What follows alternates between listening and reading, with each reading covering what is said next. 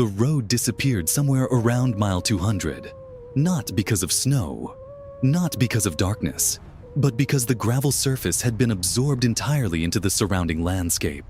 A seamless white plain stretching in every direction, carved only by the faint tire tracks of a truck that had passed through hours before. The Brooks Range sat to the east, enormous and indifferent, its peaks catching the first pale suggestion of light from a sun that wouldn't fully rise today. And somewhere inside a Kenworth T680 parked along the shoulder of the Dalton Highway, 240 miles north of the last real services on Earth, a driver was doing something most people never stop to think about. He was home.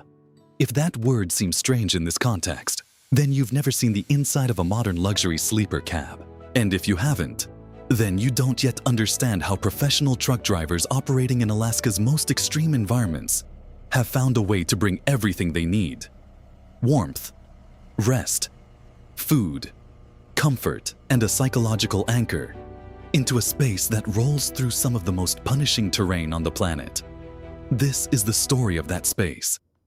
How it's built, how it functions, what it costs, and what it actually feels like to live inside one while the temperature outside falls toward -50 and the only sound is the wind moving across a frozen tundra that stretches, unbroken, to the Arctic Ocean.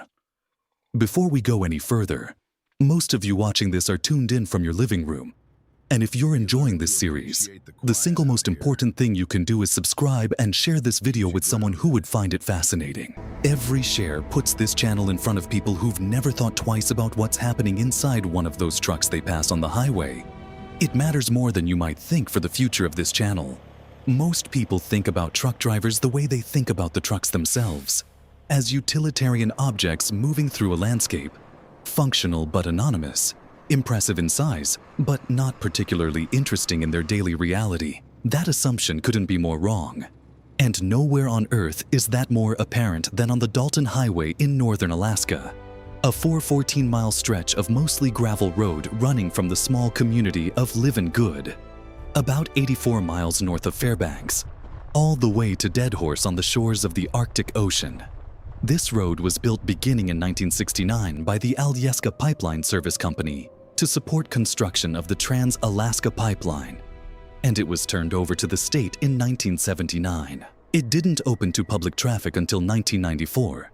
Before that, it was exclusively an industrial corridor, and even today, the vast majority of traffic moving up and down those 414 miles consists of commercial trucks delivering fuel, equipment, machinery, and supplies to the oil fields of Prudhoe Bay. The drivers who run this road are not passing through. They live here in the most literal sense available to someone whose home has an engine, and understanding what that life looks like, what it actually means to inhabit a modern sleeper cab as a functional residence in one of the coldest, most isolated environments on Earth, requires starting not with the cold, but with the cab itself. The evolution of the sleeper cab is one of the most underappreciated stories in the history of transportation. In the earliest decades of long-haul trucking, drivers slept in what were essentially coffin-sized compartments, bolted directly behind the cab. Uninsulated, unheated, and so cramped that turning over required something close to a controlled maneuver. There were no electrical outlets. There was no climate control. There was a bunk, occasionally a thin mattress, and the sound of the engine. Drivers working routes through northern climates during winter did what they had to do. They idled the engine, burning diesel through the night to keep the cab from reaching temperatures that could kill. Fuel bills were enormous. Engine wear was accelerating, and drivers were sleeping in conditions that modern occupational health standards would not permit. What exists today is something categorically different. A high-roof 76-inch sleeper, the configuration most commonly found on trucks operated by carriers like Carlisle Transportation and Linden Transport running the Dalton Corridor, is not a bunk bolted to a cab. It is a separate living space, architect-designed and factory-built, with interior dimensions that allow a full-sized adult to stand upright without stooping. The mattress in a premium sleeper unit is typically a custom-cut queen or near-queen foam or hybrid mattress, running somewhere between 42 and 80 inches long, depending on the berth configuration. and it is mounted on a raised platform that conceals storage below. There are USB ports, 12-volt outlets, and standard 110-volt receptacles along the walls. There is ambient LED lighting with adjustable color temperature, because the quality of light has measurable effects on circadian rhythms, and circadian disruption is one of the most significant physiological challenges facing drivers who operate in Alaska's extreme seasonal conditions, where winter can mean 22 or more hours of darkness each day. There are refrigerators, not dorm room coolers, but actual 12-volt compressor refrigerators capable of maintaining temperatures between 32 and 40 degrees Fahrenheit, regardless of what is happening outside.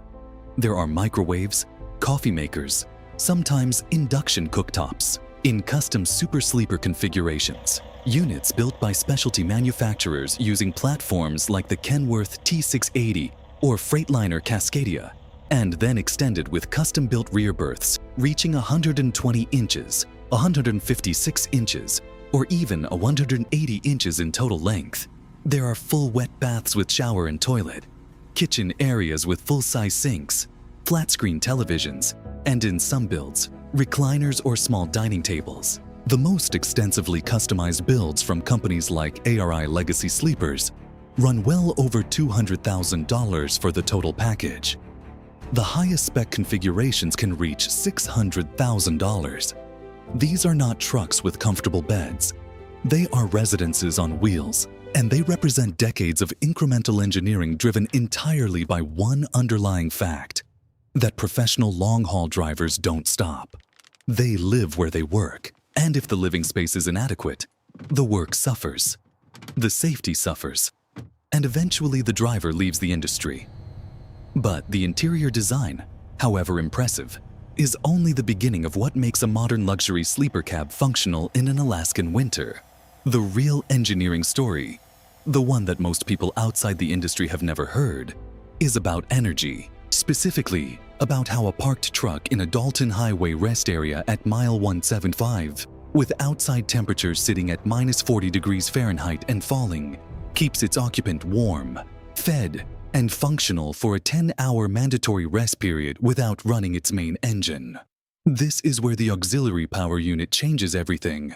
An APU, an auxiliary power unit, is exactly what the name suggests. A small, self-contained secondary engine or battery system mounted to the truck's frame, typically behind the cab. In diesel-powered configurations, which remain the most common in extreme cold environments because battery performance degrades significantly at low temperatures, the APU runs on diesel fuel drawn from the truck's existing tanks. It powers the cab's HVAC system, heating in winter, cooling in summer, along with electrical outlets, lighting, and all onboard appliances. A typical diesel APU consumes a fraction of what the main engine would burn at idle. According to the U.S. Department of Energy, a heavy-duty truck idling consumes roughly 0.8 gallons of diesel per hour. A diesel APU running the same heating and electrical load uses considerably less. Estimates from major APU manufacturers like Thermo King and Carrier Transit suggest annual fuel savings of up to $4,000 per truck, compared to traditional idling practices. The economic argument for APUs is compelling. The regulatory argument is increasingly mandatory. Most U.S. states have enacted anti-idling laws limiting the duration a commercial vehicle's main engine can run, while stationary, typically 3 to 5 minutes per stop outside of specific exceptions. The FMCSA's 49 CFR per 395.1b. 1.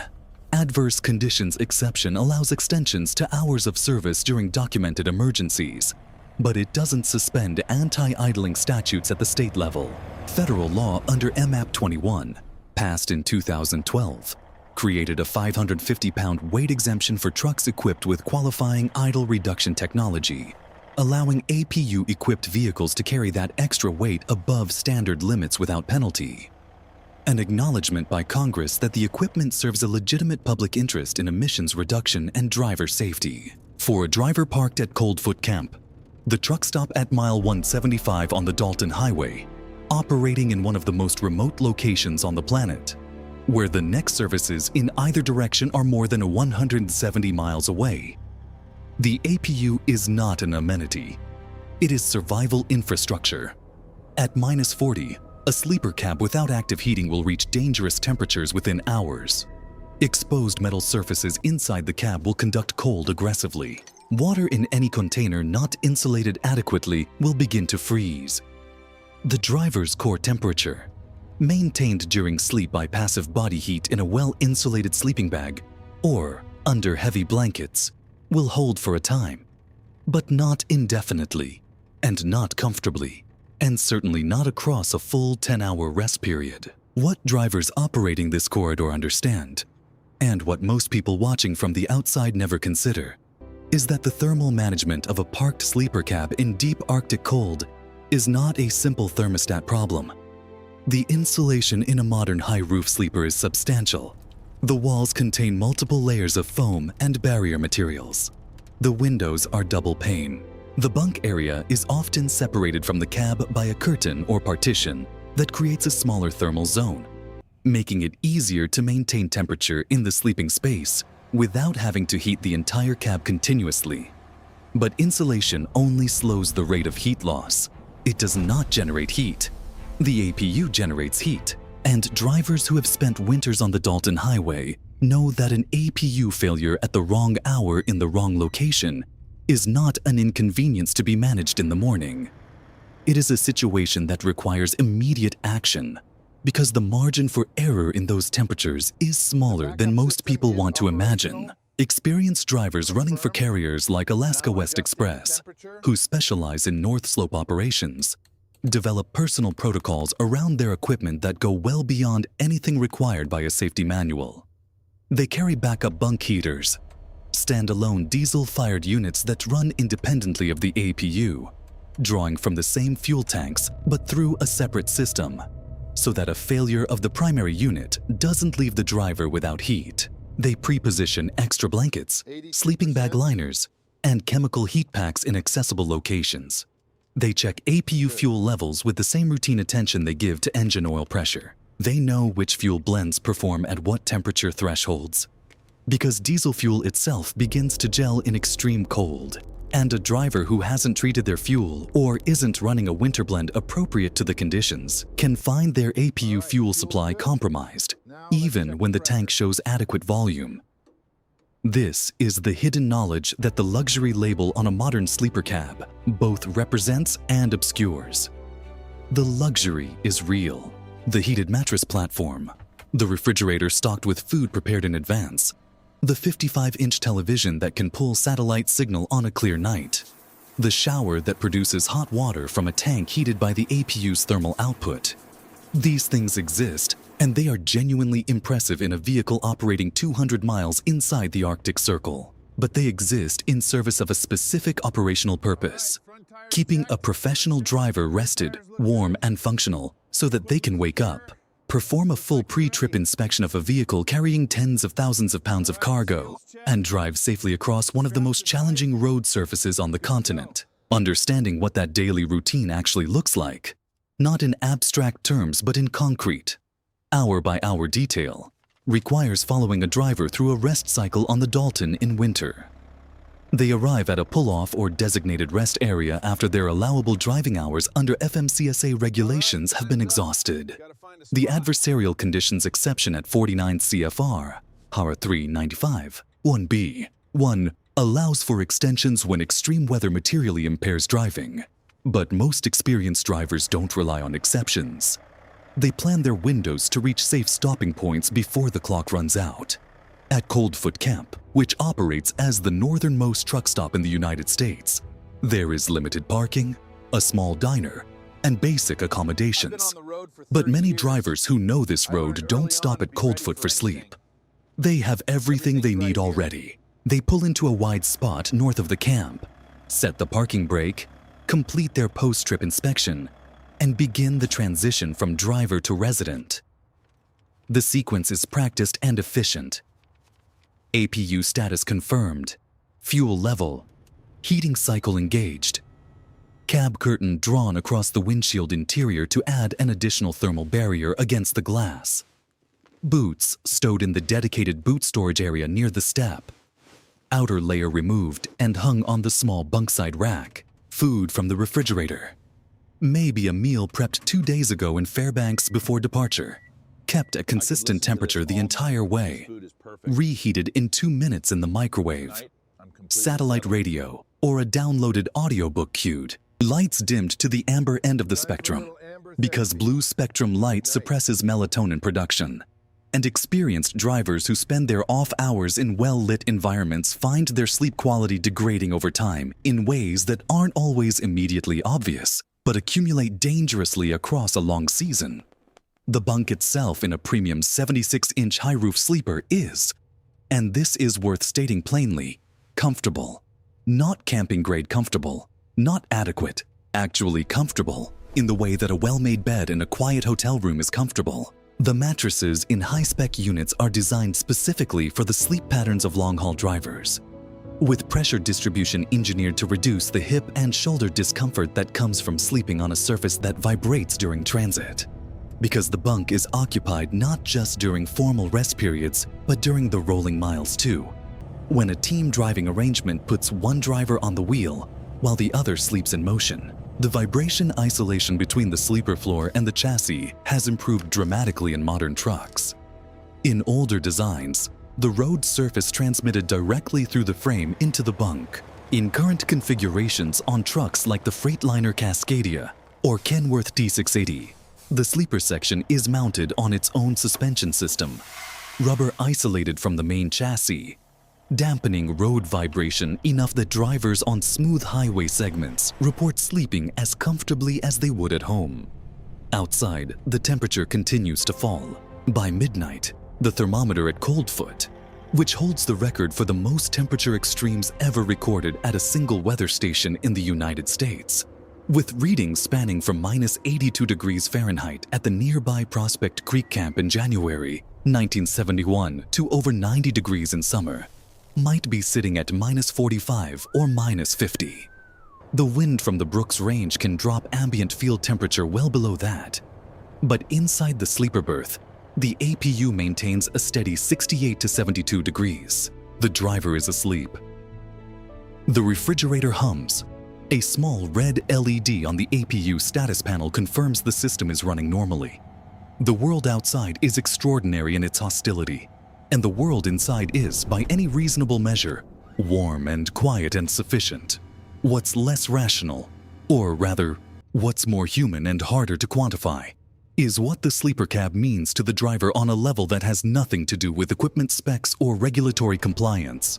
Because there is something specific that happens when a person spends enough time on the road that the cab stops being a vehicle and starts being a place. The photographs on the dash shelf, the mug that gets used every single morning, the specific arrangement of storage that means every item has a known location in the dark, the way the sound of the APU at idle becomes, over weeks and months, indistinguishable from silence. Not because it's quiet, but because it's familiar. And familiarity is the psychological substrate of home. Drivers on long Dalton runs, some making the round trip from Fairbanks to Deadhorse multiple times per month during the peak winter freight season, describe something that requires careful listening to understand.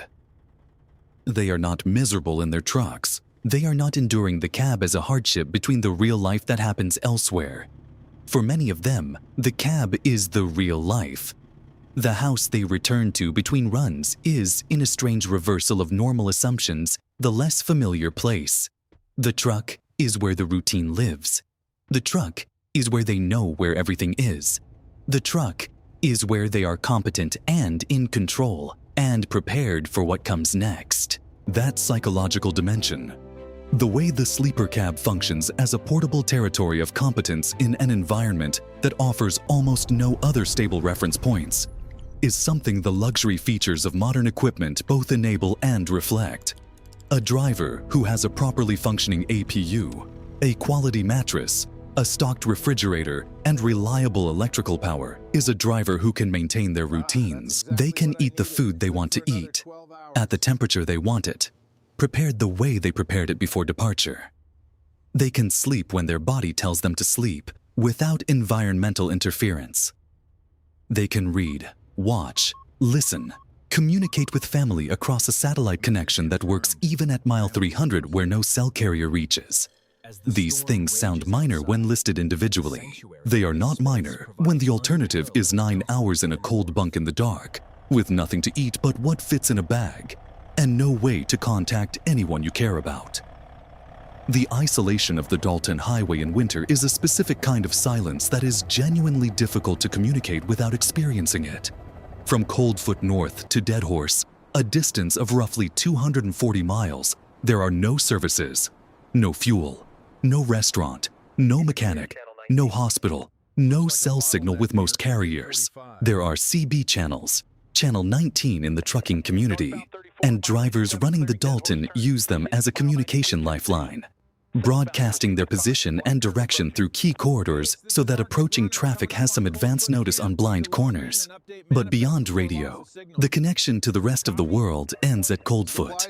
What a driver carries in that truck when they leave that truck stop heading north is everything they will have until Dead Horse or until they turn around. It does not always succeed. Equipment fails. Weather exceeds any system's design parameters. A driver who has done everything right can still find themselves managing an APU fault at 2 in the morning with the temperature falling and no backup option closer than 100 miles. What happens then is a different kind of story, one that reveals what the training and experience of these drivers actually contains, which is not just mechanical skill, but a specific kind of problem-solving calm that comes from having lived over years with the knowledge that things will eventually go wrong in a place where going wrong has real consequences. For now, though, the APU is running. The bunk is warm. The Brooks range stands in the dark outside a window that is, by design, double-paned against the cold. And somewhere north of Coldfoot, in the specific and practiced quiet of a driver who has made this trip many times before, something that looks from the outside like a truck parked on the side of a gravel road in the middle of nowhere is, from the inside, something closer to a home. The next time you see one of these vehicles rolling north on a winter morning, heading toward a horizon most people will never reach, understand that the person inside has built a life there, carefully, systematically, in the space between the seat and the sleeper wall, in the arrangement of a bunk and a refrigerator and a heater that hasn't failed yet tonight. They have mapped the edges of that space the way anyone maps the edges of any home they've lived in long enough, and the skill it takes to live that way, to build a functioning, comfortable, safe domestic life in 40 square feet of rolling metal, inside one of the most hostile environments on the planet, is something most people will go their entire lives without knowing is possible. Coming up in this series, we'll follow a driver into a different kind of extreme, one where the danger isn't cold, but fire. Wildfire season along the trucking corridors of the western interior has been changing, and the decisions drivers face when the smoke makes the road invisible and the fire behavior becomes unpredictable are among the most demanding in professional trucking. That story is next.